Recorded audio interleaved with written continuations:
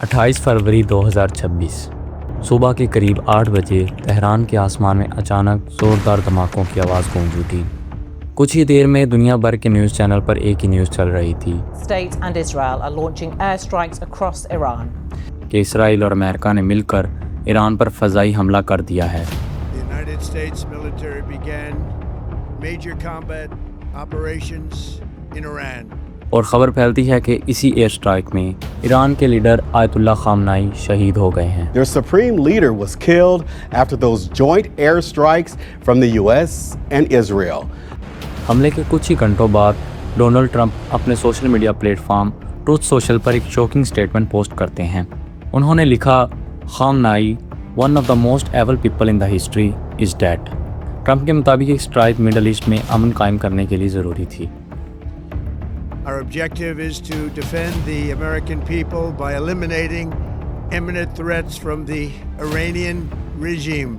اس وقت تک ایران کی گورنمنٹ اور میڈیا نے کنفرم نہیں کیا تھا، لیکن انٹرنیشنل میڈیا رپورٹس میں کلیم کیا جا رہا تھا کہ ایران کے سپریم لیڈر اب زندہ نہیں رہے۔ اگلے دن 1 مارچ صبح ایران کی میڈیا نے بھی اس خبر کی تصدیق کر دی کہ ایران کے سپریم لیڈر علی خامنائی 28 فروری 2026 کو تہران میں ہونے والی ایئر اسٹرائک میں شہید ہو گئے ہیں۔ سید علی حسینی خامنه‌ای در راه سربلندی حرم جمهوری اسلامی ایران۔ رپورٹس کے مطابق ان کی ڈیتھ اس وقت ہوئی جب وہ اپنے آفس میں موجود تھے اور اسرائیلی ایئر اسٹرائک نے ان کے کمپاؤنڈ کو ٹارگٹ کیا۔ اس صبح تہران میں ہونے والی ایئر اسٹرائک کوئی معمولی ایئر اسٹرائک نہیں تھی، اصل میں ایک ہائی لیول ٹارگیٹڈ آپریشن تھا جس کا مقصد تھا ایران کی سینئر لیڈرشپ اور سیکیورٹی آفیسر کو ختم کرنا تھا۔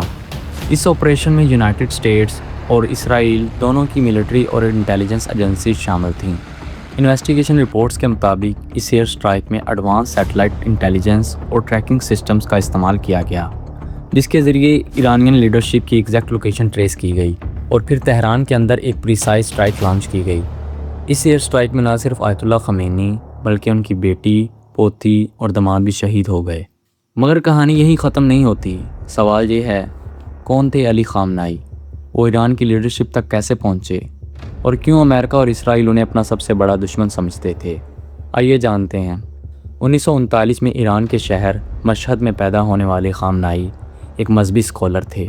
انہوں نے اسلامک اسٹڈی کی تعلیم حاصل کی اور دھیرے دھیرے ایران کی ریلیجیس اور پولیٹیکل موومنٹ کا حصہ بن گئے۔ 1979 میں جب ایران میں ایک ہسٹورک ریولوشن آیا جسے ہم ایرانین ریولوشن کے نام سے جانتے ہیں، تو اس ریولوشن نے پورے ملک کے پولیٹیکل سسٹم کو بدل دیا۔ اس موومنٹ کی لیڈرشپ کر رہے تھے روح اللہ خامنائی۔ 1981 میں روح اللہ خامنائی ایران کے پریزیڈنٹ بن گئے اور 1989 تک اس پوزیشن پر رہے۔ لیکن اصل ٹرننگ پوائنٹ اس وقت آیا جب ایران کے ریولوشنری لیڈر روح اللہ خامنائی کا انتقال ہو گیا۔ اب سوال یہ تھا کہ ایران کا اگلا سپریم لیڈر کون ہوگا؟ یہ فیصلہ ایران کی پاورفل ریلیجیس کونسل کو کرنا تھا۔ کچھ ہی عرصے بعد انہوں نے ایک نام اناؤنس کیا اور وہ نام تھا علی خامنائی۔ اس طرح 1989 میں وہ ایران کے نئے سپریم لیڈر بن گئے اور یہاں سے خامنائی کی حکومت کا اصل دور شروع ہوا۔ که خود من حقیقتا لایق این مقام نیستم و این رو بنده میدونم، شاید آقایونم میدونید۔ 1979 کی ایرانین ریولوشن کے بعد ایران اور یونائٹڈ اسٹیٹ کے ریلیشن بالکل بدل گئے۔ ریولوشن سے پہلے ایران میں ایک پرو امریکن شاہ کی حکومت تھی، محمد رضا پہلوی، جو واشنگٹن کا کلوز ally مانا جاتا تھا۔ لیکن جب ریولوشن کے بعد روح اللہ خامنائی نے اسلامک ریپبلک اسٹیبلش کی تو ایران نے اوپنلی امریکہ کی پالیسیز کو چیلنج کرنا اور بنا ڈرے ان کے خلاف بولنا شروع کر دیا۔ اسی سال تہران میں ایک اور واقعہ ہوا جس نے دونوں ملکوں کے ریلیشن کو آلموسٹ توڑ دیا۔ ایرانین اسٹوڈنٹس نے تہران میں موجود US ایمبیسی پر قبضہ کر لیا اور امریکن ایمبیسڈر کو ہوسٹیج بنا لیا۔ اسے ہسٹری میں ایران ہوسٹیج کرائسس کے نام سے جانا جاتا ہے۔ اسی پوائنٹ سے ایران اور امریکہ کے درمیان دشمنی کا سلسلہ شروع ہوا۔ وجہ یہ تھی کہ طلباء اس بات پر غصہ تھے کہ امریکہ نے ایران کے برطرف شدہ شاہ محمد رضا پہلوی کو کینسر کے علاج کے لیے امریکہ میں جگہ دی۔ طلباء چاہتے تھے کہ شاہ کو واپس ایران بھیج کر اس پر مقدمہ چلایا جائے۔ آیت اللہ خامنائی نے ان طلباء کی حمایت کی، جس سے ایران میں ان کی طاقت میں مزید اضافہ ہو گیا۔ 1990 اور ارلی 2000 میں ٹینشن اور بڑھ گئی جب ایران نے اپنا نیوکلیر پروگرام ڈیولپ کرنا شروع کیا۔ ایران کا کہنا تھا کہ یہ پروگرام صرف الیکٹریسٹی اور سائنٹیفک ریسرچ کے لیے ہے، لیکن یونائٹڈ اسٹیٹس اور اسرائیل کو خوف تھا کہ ایران شاید نیوکلیر ویپن بنا رہا ہے، جو کہ وہ بالکل نہیں چاہتے تھے۔ اسی وجہ سے یونائٹڈ اسٹیٹ نے ایران پر سخت اکانومک سینکشن لگا دیے۔ ان سینکشنز کا مطلب تھا کہ ایران کے لیے دنیا کے بینکنگ سسٹم تک پہنچ مشکل ہو گئی، آئل ایکسپورٹس پر ریسٹرکشنز لگ گئیں اور انٹرنیشنل ٹریڈ بھی کافی حد تک رک گئی۔ اسی نیوکلیر تنازع اور جو پابندیاں ایران پر لگائی گئیں، ان کی وجہ سے ایران اور امریکہ کے ریلیشن کبھی بھی نارمل نہیں ہو سکے اور دونوں ملکوں کے درمیان ٹینشن سالوں تک بڑھتی رہی۔ پھر 2025 میں سچویشن اور خراب ہو گئی۔ اس سال ایک چھوٹی سی 12 دن کی وار بھی ہوئی جس میں یو ایس اے نے ایرانین نیوکلیر سائٹس پر اسٹرائک کیے، جسے آپریشن مڈ نائٹ ہیمر کہا گیا۔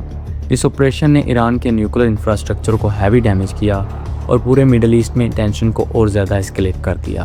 لیکن اصل ٹرننگ پوائنٹ 28 فروری 2026 کو آیا۔ اس دن یونائٹڈ اسٹیٹ اور اسرائیل نے مل کر ایران کے خلاف ایک بڑا ملٹری آپریشن لانچ کیا۔ اسرائیل نے اس آپریشن کا نام آپریشن لائن راڈ رکھا۔ Nuclear enrichment capacity and a stop to the nuclear threat. Since the Iranian Revolution, the US and Iran were fighting each other in different arenas. Tehran سمیت کئی شہروں میں زوردار دھماکے سنائی دیے گئے اور ایئر اسٹرائک نے ایران کے ملٹری ٹارگٹ کے ساتھ ساتھ اس کی ٹاپ لیڈرشپ کو بھی نشانہ بنایا اور آیت اللہ خامنہئی کو شہید کر دیا گیا۔ آیت اللہ خامنہئی کے جانے کے بعد رپورٹس کے مطابق لیڈرشپ کے لیے سب سے زیادہ جس نام پر بات چیت ہو رہی ہے وہ ہے مجتبیٰ خامنہئی، جو کہ آیت اللہ خامنہئی کے بیٹے ہیں۔ لیکن اصل سوال اب یہ ہے کہ کیا ایران کی نئی لیڈرشپ اپنی پرانی پالیسیز جاری رکھے گی یا پھر امریکہ اور اسرائیل اس جنگ کو آگے بڑھا کر ایران کی حکومت کو بدلنے کی کوشش کریں گے؟ فی الحال پوری دنیا اسی سوال کا جواب دیکھ رہی ہے۔